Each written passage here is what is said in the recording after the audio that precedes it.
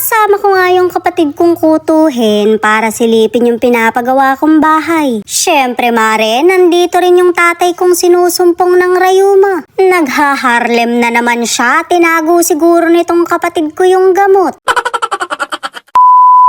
Nandito nga ang kumarin yung masikip sa bahay ng kapatid kong tagilid. Mawawala kasi ko ng matagal kaya ito muna yung huling punta ko. Saktong at nagbabakal na sila dahil bubuhusan na yung flooring. Baka pagbalik ko nakatayo na to. Magmamahal-mahalan kasi kami ng sugar daddy ko kaya iiwanan ko muna to. Nakita nyo naman maski ba to'y kailangang diligan. Mare, ako pa kayang taong humihinga. Hindi ko nga alam kung para saan yan pero binidyohan ko na rin. Pagka siguro talaga dinidiligan maganda yung kalalabasan. Kaya ano pang hinihintay nyo, magpadilig na rin kayo. Mare, dinaig pa kayo ng bahay ng kapatid ko. Dumating nga yung magnanay na sarap-sarapan para makiisyoso. Grabe yung mga tugtugan nila dito, napagiling-giling tuloy ako.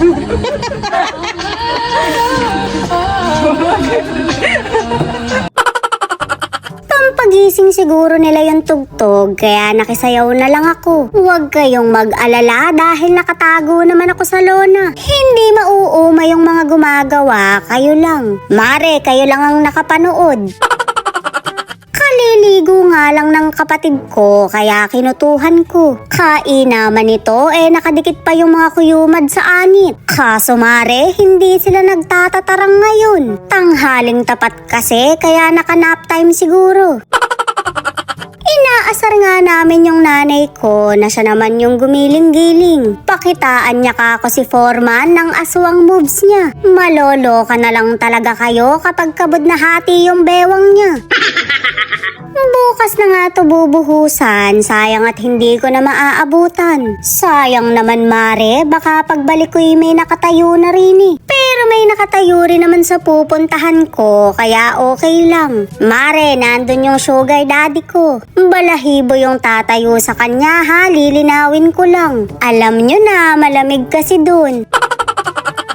Sabi ko nga itutok niya sa CR pero sa pagmumukha ko dinutdut. Yun ang CR yung may mga nakalabas na PVC. Mahirap talagang pag-videohin to dahil sinasabotahe ko. Marami namang alagang kuto.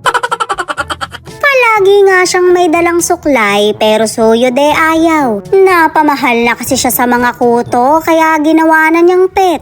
Ringat itutur daw kayo ng tatay ko pero iika-ika siya ngayon. Nirarayuma na naman siya for today's video. Tinago mo na naman siguro yung gamot dahil ayaw mong masipa. Hindi pa kasi siya naguhugas ng plato.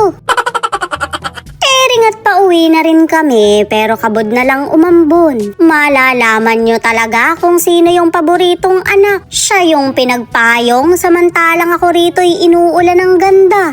Ay, sorry mare, inuulan lang pala dahil wala namang ganda.